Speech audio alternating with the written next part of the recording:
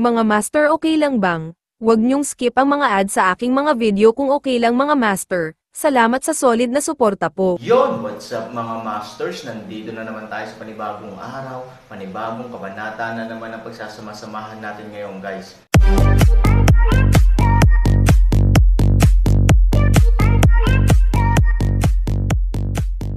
Bali mga masters, kung bago ka pa lang po sa aking YouTube channel, please click the subscribe button, lalong-lalo na po yung notification bell, guys, para maging connected pa rin tayo sa isa't isa at maging updated kayo sa mga susunod ko pang video.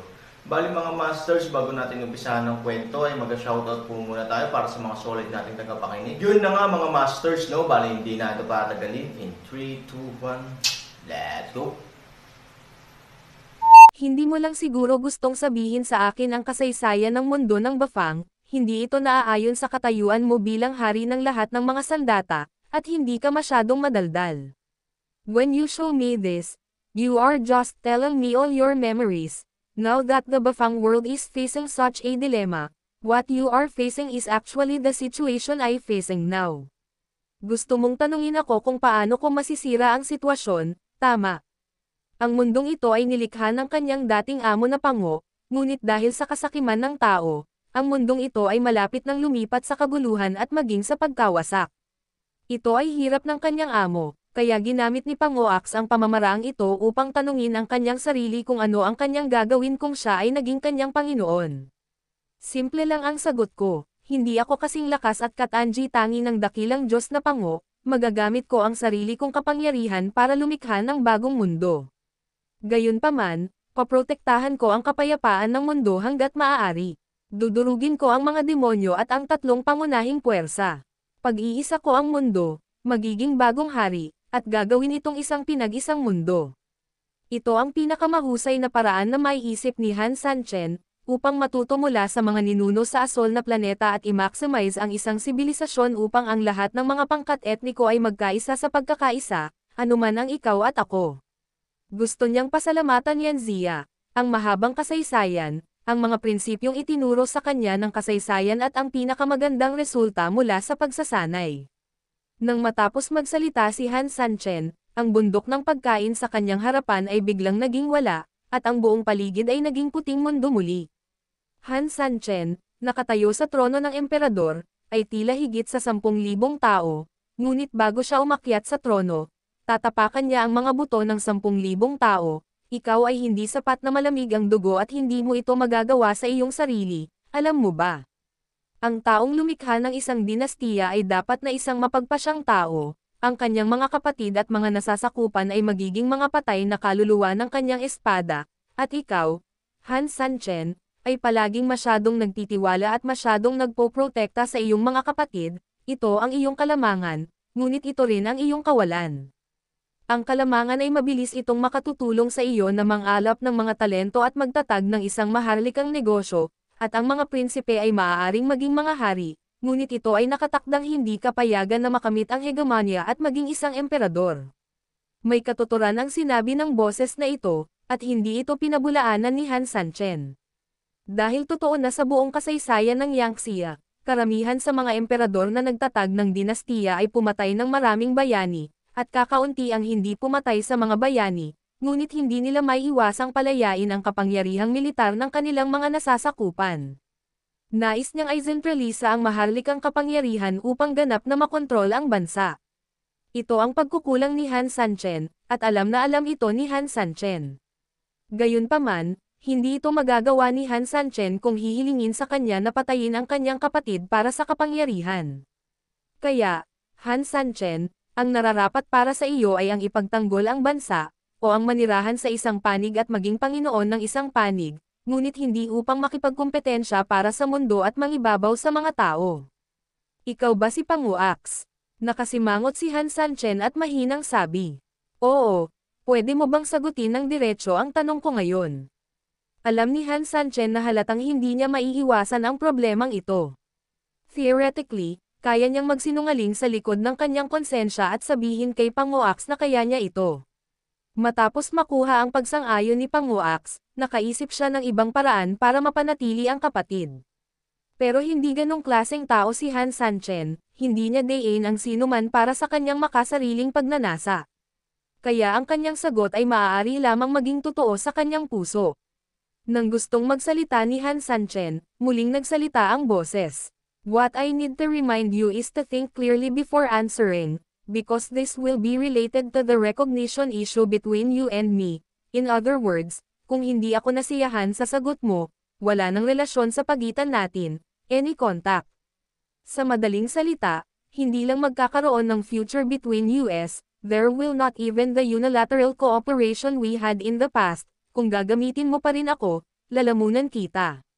Seryosong nag-isip si Han Sanchen sa loob ng ilang segundo, at sa wakas ay itinaas ang kanyang ulo, sa palagay ko naisip ko ito ng malinaw. Well, you can answer my questions now. I'm looking forward to the answer you give me. Ang sagot ko, kung seryoso ka, ako ay isang tao na angkop para sa pagtatanggol ng bansa, hindi para sa pakikipaglaban. Tapos, inaamin ko, ako ang taong nagtatanggol sa bansa, determinadong sabi ni Han Sanchen. Alang-alang sa kapangyarihan at kasakiman, hindi kayang patayin ni Han Sanchen ang kanyang kapatid. Bagamat naiintindihan din niya na ang pagtatatag ng isang dinastiya ay nangangailangan nito, kung hindi, kapag siya ay namatay, ang kanyang mga kaapu-apuhan ay mahihirapang makipagkompetensya sa kanyang grupo ng mga karapat-dapat na kapatid. Sa sandaling magdadalawang isip sila, malalagay sa malaking panganib ang bansa. Saka, kahit wala silang ambisyon, maaaring ilagay sa panganib ng kanilang mga inapo ang kanilang sariling mga inapo. Sa makatuwid, ito ang magagawa ng hari, ngunit alam na alam ni Han Sanchen na hindi niya ito magagawa. Ito ba ang sagot mo? Kung tutusin, dapat alam na alam mo na kung sasagutin mo ang sagot na ito, ikaw at ako ay may iba't ibang halaga, at nangangahulugan din ito na hindi kita makikilala. Sa madaling salita, sa pagitan mo at sa akin, ang kapalaran sa pagitan natin ay ganap na maputol. Seeing that you and I have been together for so long, I will give you a special case, masasagot mo ulit. Dahil sa tagal na natin, ayokong lokohin ka.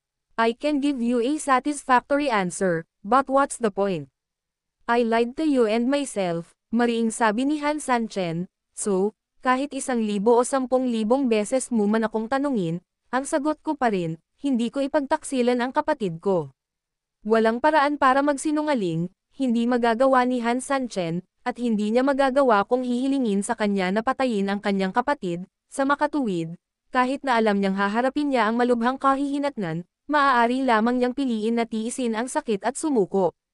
I'm very dissatisfied sa sagot mo, bamulong ang boses, pwede ka nang umalis. Tumanggaw si Han Sanchen. Sa susunod na segundo, ang nakapalibot na puting hangin ay nagsimulang umikot, at patuloy na nagbabago sa panahon ng pag-ikot, at sa wakas ay naging mga itim na bola. Naramdaman ni Han Sanchen na para siyang nasa black hole. Ngunit nang si Han Sanchen ay malapit ng lumunin ng mga black hole na ito, ang lahat ay biglang bumalik sa normal, at ang puting mundo ay umiiral pa rin. Hindi ka ba talaga nagsisisi? Tanong ulit ng boses. Binuksan ni Han Sanchen ang kanyang mga mata at pinili pa ring umiling. Napakalma niya sa buong proseso ng pagpapaalis, marahil, ito ay talagang mahirap bago gawin ang desisyon na ito, pagkatapos ng lahat, ang ibig sabihin nito ay ibibigay niya ang pinakamalakas na sandata sa mundo. Ngunit nang matapos ito, naramdaman ni Han Sanchen na talagang mas nakaka-relax siya, hindi bababasa, siya ay karapat-dapat sa sinuman, at mas karapat-dapat sa kanyang sariling budi. Congratulations, natanggap mo na ang preliminary approval ko. Pagkarinig nito, halatang natigilan si Han Sanchen, ang kaligayahang ito ay biglang dumating, at tila hindi niya ito namalayan ng ilang sandali. Hindi ba niya sinabi na ang ganitong bagay ay imposibleng makakuha ng pagkilala? Mismong si Han Sanchen ay handang sumuko, ngunit bakit sa isang kisap mata ay umikot ang mga bagay-bagay? Naglalako ka ba? Tanong ni Han Sanchen na nakakunot ang noo. Hindi talaga siya makapaniwala, kaya kailangan niyang magtanong ulit para makasigurado. Anong nakakatawa sa ganitong bagay?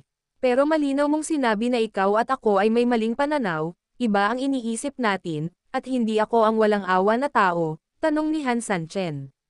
Wala man lang kinalaman ang sagot niya kaya kakaiba talaga kung bakit biglang napili si Han Sanchen. To be precise, oo, hindi talaga ikaw ang taong gusto ko. You and I have completely different behavior styles, paano tayo magiging mag-asawa? Gayunpaman, lahat ng bagay ay may kanya-kanyang tadhana at kaayusan. Ikaw ang napili, kaya sa isang tiyak na lawak, kahit na hindi ako nasisiyahan sa iyo, mayroong hindi mabilang na mga bonus sa pagitan mo at ako. Nang marinig ang mga salitang ito, bahagyang nanlumo si Han Sanchen at hindi malaman kung ano ang nangyayari. I don't understand what you are talking about at all, can you, tell me a little more simply? Maraming tao ang nagsabi na sila ang napili. Inamin din ni Han Sanchen na talagang mas maganda ang kanyang swerte kaysa sa iba, ngunit ano nga ba ang pinipiling gawin ng taong ito? Walang ideya si Han Sanchen. Sa madaling salita, ikaw, Han Sanchen, ang muling nagbukas ng maunlad na mundo, syempre, mauunawaan mo rin ang nagwakas sa kasalukuyang mundo. Ano? Natigilan si Han Sanchen. Katulad ng nakita mong daigdig ng mga langgam, ang mundo ng Bafang ngayon ay nahaharap din sa ganoong dilema. Sa makatuwid, ang mundong ito ay maaaring sakupin at pamamahalaan ng mga demonyo, o tuluyang mawawasak sa labanan ng mga demonyo at ng mga taong nasa gitnang kapatagan. Panipi, ikaw lang ang nakakaunawa, ito ang kahulugan ng pinili, naiintindihan mo ba? Malabo namang tumanggo si Han Sanchen, may naintindihan siya, ngunit marami pa ring katanungan ang pumupuno sa kanyang isipan. Totoo na hindi sapat ang iyong pagpatay na intensyon, ngunit ang napili ay may tadhana, mayroon kang dugo ng demonyong dragon at isang halimaw na naninirahan sa iyong katawan. Sa makatuwid, kapag naging demonyo ka, ang iyong balak na pumatay ay magiging lubhang malakas. Ito ang walang awa mong panig. Bagamat wala kang intensyon na pumatay, ang lakas ng demonyo ay makakatulong sa iyo na magbago sa isang mamamatay tao. Siyempre, ang tumatak sa akin ay ang iyong pagpupumilit sa iyong sariling pagpili. Gusto ng isang tunay na hari na tingnan ang lahat ng bagay at pamunuan ang mundo. Una sa lahat, dapat siya ay tiwala sa kanyang sarili, at mas tiwala sa kanyang sariling mga pagpipilian, kahit na alam mong mawawala ako sa iyo, pinili mo pa rin ang iyong sariling mga ideya at pagpupursage. Ang pakiramdam na ito ay bihira. I tested you just now because I wanted to see if you will shake yourself, but your performance made me very satisfied, so I allowed you to pass the test between us. So, magagamit kita sa hinaharap at lumaban sa tabi mo. You can understand it this way, however, Han Sanchen, what I need to explain is that you should not be happy too early. Masayang-masaya si Han Sanchen nang bumangon siya na hindi man lang siya nagkaroon ng oras para magpakatatag ay may nagbuhos sa kanya ng isang palanggana ng malamig na tubig, na pinalamig siya mula simula hanggang dulo. Gayunpaman, kung isa sa alang-alang na siya ay pangupalakol at talagang kwalipikadong magpanggap sa harap niya, tiniis pa rin ni Han Sanchen ang tonong ito. Ang aking lakas ay napakahina ngayon, at ang aking pakikipag-usap sa iyo ay ang komunikasyon lamang ng aming espiritual na kamalayan, sa makatuwid, kahit na makilala natin ang isa't isa, ang maitutulong ko sa iyo ay napakalimitado. Gayunpaman, ang isang bagay na maaari kong kumpirmahin sa iyo ay kung ikaw ay mapalad na umalis dito ng buhay at pumasok sa nasusunog na Bone City, dadalhin kita sa isang lugar. Pagdating natin sa lugar na iyon, ang babaeng katabi mo ay madyay gising ng maraming hindi alam na alaala, at pagkatapos mamulat ang mga alaalang ito, mas marami pa siyang madidiskubreng sikreto tungkol sa akin. Sa oras na iyon, ang pagsunod sa mga sikreto at ang koneksyon sa pagitan mo at sa akin, marahil, iyon ay makakatulong sa iyo na mabuksan ang marami sa aking kapangyarihan. At that time, matutulungan talaga kita, naiintindihan mo ba? Mabilis na tumanggaw si Han Sanchen. Bagamat binuhusan siya ng malamig na tubig noong una at medyo malamig nga, kung tutuusin, hindi naman gaanong nakakatulong sa kanya ang sinabi niya, na matagal nang inaasahan ni Han Sanchen. Ang sumusunod na impormasyon ay nagbigay kay Han Sanchen ng walang katapusang mga sorpresa. Sa madaling salita, pagkarating sa nasusunog na Bone City, malamang na makakahanap sila ng lugar kung saan maaaring magising ang kamalayan ni Xiao Tao, at sa oras na iyon ang kapangyarihan ng Panguax ay lubos na mabubuksan. Nangangahulugan ito na pagkatapos ng mahabang pagpupunyagi ni Han Sanchen at Panguax, sa wakas ay nagawa nilang buksan ang mga ulap at makita ang pagsikat ng araw, bagamat imposible pa ring makuha ang kapangyarihan ng Panguax, at least nagbibigay ito ng pag-asa sa mga tao. Ang pagkakaroon ng pag-asa ay isang magandang bagay at makapagbibigay ng malaking pagtitiwala kay Han Sanchen. Sa pagkakataong ito, kailangan niyang lumabas sa sikat na tindahan. Pwede bang magtanong pa? Hindi napigilan ni Han Sanchen na magtanong. Anong gusto mong itanong sakin? Ang tanong na gusto kong itanong ay isang bagay na maraming tao ang hindi nang ahas sagutin. Sa totoo lang, marami na talaga akong tinanong sa daan, ngunit walang sumasagot sa tanong ko, umiwas sila o sinabi lang, don't dare tell me. Since this is the case, then why are you asking me? Hindi ka ba natatakot na sagutin kita ng parehong sagot?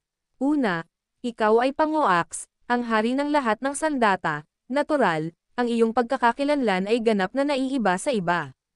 Sa makatuwid, sa iyong pagkakakilanlan at katayuan, hindi imposibleng sabihin sa akin. Kumusta naman ang number 2? The second thing is, now that I have your approval, whether I have reached a higher level or whatever, the fact is pareho na tayong possessive from now on, therefore, if I have any confusion, it is naturally the best way to ask you, okay, di ba?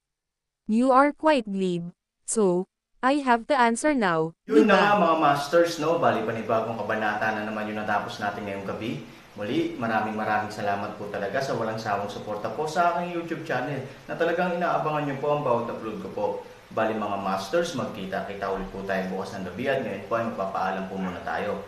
Bali mga masters, bye-bye!